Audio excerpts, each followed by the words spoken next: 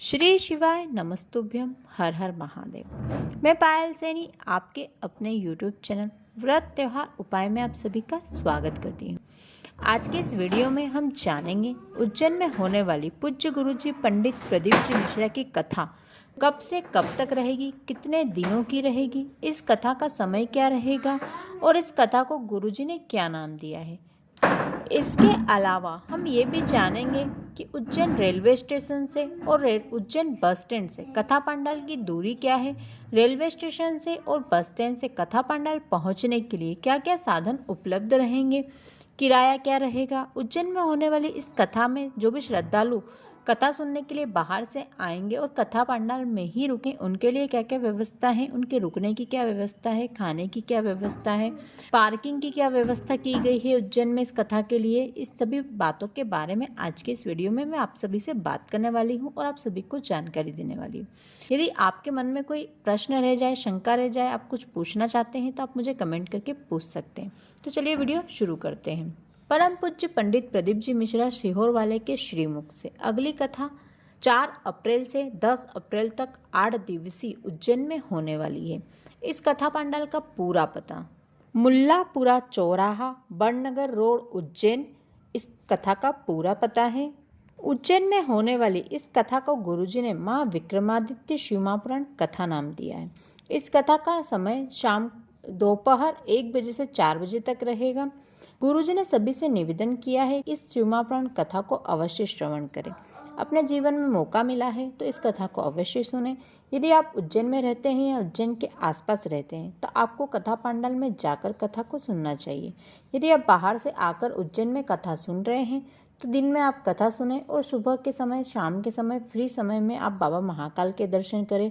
उज्जैन में स्थित 84 महादेव के दर्शन करें। उज्जैन में देखने के लिए बहुत सारे मंदिर स्थित हैं, आप उन सभी का दर्शन कर सकते हैं। इस कथा में गुरुजी हमें 84 महादेव के बारे में जानकारी देने वाले हैं। यदि आप बाहर से उज्जैन में कथा सुनने आ रहे हैं तो आपको बता दूं, आप बस स्टैंड से और ट्रेन से दोनों से आ सकते हैं, दोनों से उज्जैन पहुंच सकते हैं। दोनों जगह से आपको उज्जैन पहुंचने के बाद रेलवे स्टेशन से और बस स्टैंड दोनों जगह से आपको ऑटो मिल जाएगा। आपको ऑटो वाले को केवल कहना है कि आपको शिवमापुराण कथा में जाना है, वो आपको कथा पंडाल तक पहुंचा देंगे। कथा पंडाल की दूरी रेलवे स्टेशन से और बस स्टैंड से लगभग 3 किलोमीटर की है। यदि आप पैदल जाना चाहें तो आप पैदल भी जा सकते हैं और आप ऑटो लेना चाहें तो आप ऑटो भी ले सकते हैं। यदि आप बाइक से या फिर अपने किसी साधन से आ रहे हैं तो आपको अपने गूगल मैप में मुल्लापुरा चौराहा डाल लेना है, वो आपको कथा पंडाल तक ले जाकर छोड़ देगा।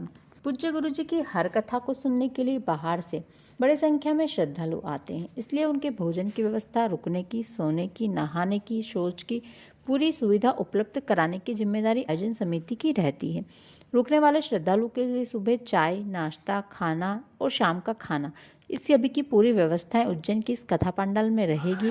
पर इस कथा पंडाल में पार्किंग की व्यवस्था भी की गई है ताकि जो भी अपने वाहनों से आए वह अपने अपने वाहन वहां पार्क कर सके, ताकि किसी भी अव्यवस्था की स्थिति ना बने और किसी को किसी परेशानी का सामना ना करना पड़े। आपको कथा पंडाल से कुछ दूरी पर ही पार्किंग मिल जाएगी। आप वहां अपनी गाड़ी को पार्क कर सकते हैं और पैदल कथा पंडाल पहुंच सकते हैं। इस कथा पंडाल में बाहर से आने वाले श्रद्धालुओं के सोने के लिए व्यवस्था इसी कथा पंडाल में की गई है।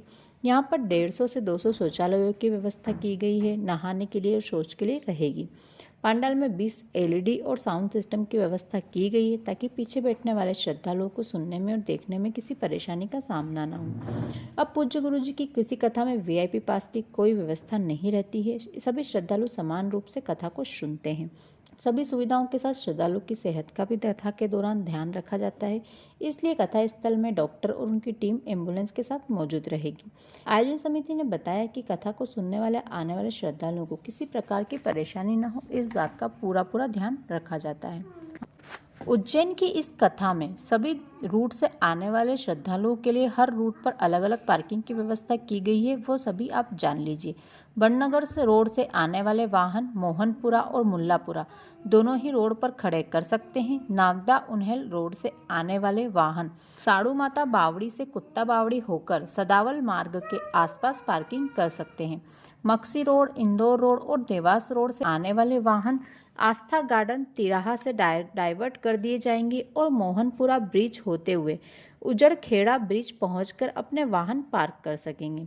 आगर रोड से जो वाहन आएंगे उन्हें उन्हेल नाका, आगर नाका, बावड़ी से होते हुए संदावल मार्ग के आसपास पार्किंग दी जाएगी। शहरवासी रंजीत हनुमान के पास गोंसा रोड, उसके दोनों तरफ वाहन पार्क कर सकते हैं। जो वाहन इंदौर रोड से होकर बड़नगर और नागदा जाना चाहते हैं उन्हें प्रशांति धाम तिराहा से मारुति शोरूम और सैफी पेट्रोल पंप से धतरावदा होते हुए पांड्या खेड़ी, मंटी गेट से उन्हेल नाका, साड़ू माता, बावड़ी से होते हुए बड़नगर और नागदा के लिए जाना होगा। यहाँ वाहनों को प्रवेश नहीं है। भूखी माता से शंकराचार्य चौराहा, छोटी रपट से शंकराचार्य चौराहा की शंकराचार्य चौराहा से मुल्लापुरा, नरसिंहघाट चौराहा से शंकराचार्य चौराहा और संदावल तिराहे से शंकराचार्य चौराहा तक नो व्हीकल जोन है। बताया जा रहा है कि उज्जैन में हो रही इस कथा में कथा पंडाल को बंगाली डिजाइन के आधार पर तैयारी किया जा रहा है, जो कि लकड़ी का होगा। इस पंडाल को मुख्य रूप से 5 डोंग तैयार किए जाएंगे, जिसमें श्रद्धालु आसानी से शिवमापुराण कथा का श्रवण कर सकते हैं।